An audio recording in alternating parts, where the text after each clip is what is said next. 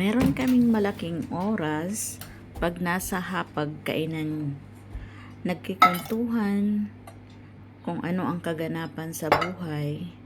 At si Habi ay medyo nagwa-warm up pa dahil kagigising lang. Panggabi kasi ang work niya. Mostly, ang dinner time namin 6 p.m. Ginigising ko siya 5:30, pero sabi niya gisingin ko siya ng 6 p.m. Ang ginagawa ko, advance, kasi meron pa warming up. Kaya habang natutulog, ako naman inihahanda ko kung ano ang dadalhin niya. Sandwich, coffee ang baon niya, at hinahanda ko rin ang uniform niya. And then, syempre ang hapunan hinahanda ko na rin.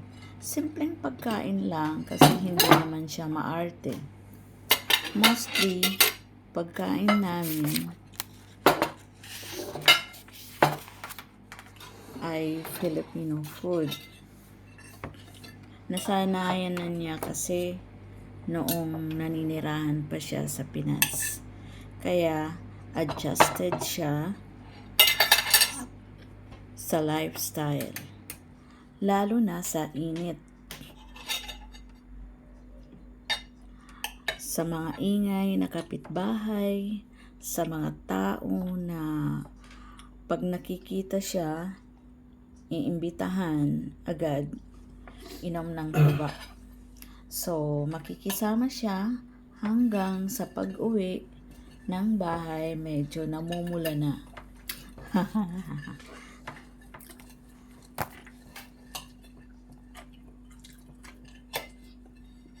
You like the pork? Yes, delicious.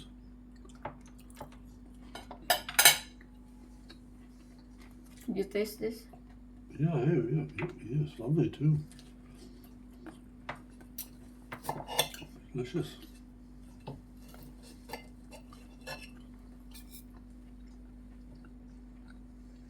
I hate Nigel. Sorry? I hate Nigel. Just the cauliflower. Mm. That's all. Oh, is he home? Hmm? Is he home? Hmm. Ang hinanda ko sa hapunan ay boiled kamote, cauliflower, chicharong bulaklak, and pork chop lechon kawali. Siya nga pala, pag nagpiprito ako, ang ginagamit kong oil ay coconut oil. Ayaw ni Habi sa cooking oil na made sa ibang source of oil. Gusto niya galing sa niyog. Meron naman dito nabibili sa Inzi. Kaya, carry lang. Pero nung nasa Pinas, gumagawa siya ng coconut oil para sa personal use only. Ang ginagawa niya ay fermentation. Simple lang ang pamumuhay namin dito sa NZ. Basta may pambayad ka sa renta ng bahay, may pagkain, pang shopping, at syempre may tabi ka ng konti. Simpleng buhay.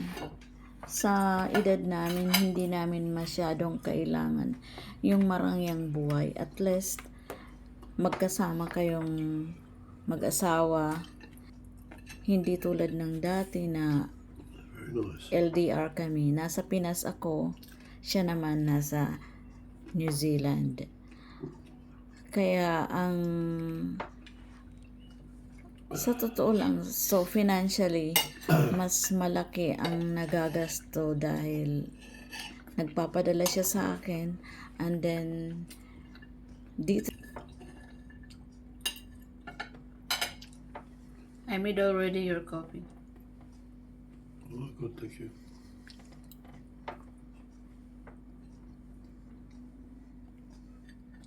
And my food as well. Done. Sa NC, gumagasto rin siya. Nag-grocery, nag-shopping. Any So- news today? Kumbaga, doble. Siya lang ang kumakayod. Kaya, thanks God naman na ibinigay ni Lord News from yung wish namin na makapunta na ako dito. I messaged her. She doesn't reply. sorry? I messaged her. She doesn't reply. Maybe she's still in Auckland. At sa lahat naman ng aspeto, bilang mag-asawa, Why are you messaging andyan her? si Habi na full support kahit sa I message kaitikan her. ko. Sinusuportahan niya ako. Mababaw lang ang kaligayahan namin mag-asawa. Mostly sa bahay lang kami. Nanonood ng movies. Pero pag may magandang palabas sa movie house, nanonood kami. Minsan naman, nagda-drive kami kung saan-saan pumupunta.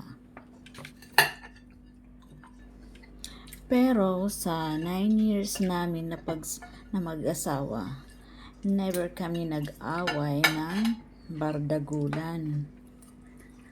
Pag meron problema, hindi pwede ipagpabukas yan. Kailangan ayusin. You can see it looks like Bago it's really the maggabi. intestine of the... That is they call chicharon bulaklak. Intestine of the pig. Oh, But actually it is a cauliflower. It's a vegetable. This is a trick for the kids.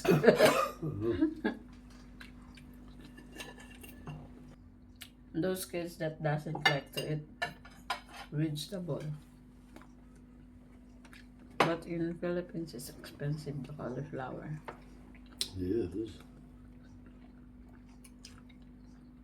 It came from Davao.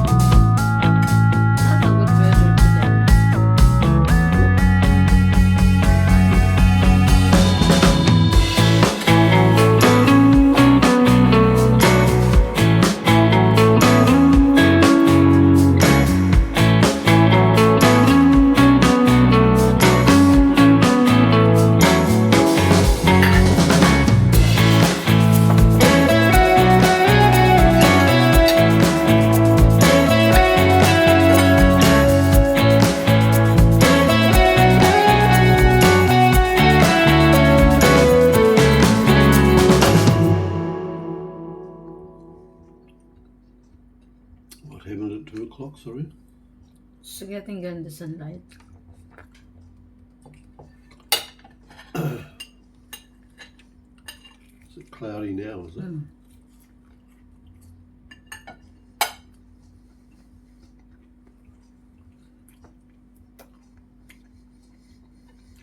But it's dried. Sorry? All my washing dried.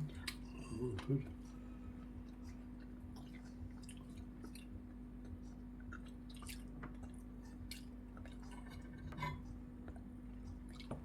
Ayan, matatapos na siya. Nagmamadali na siya.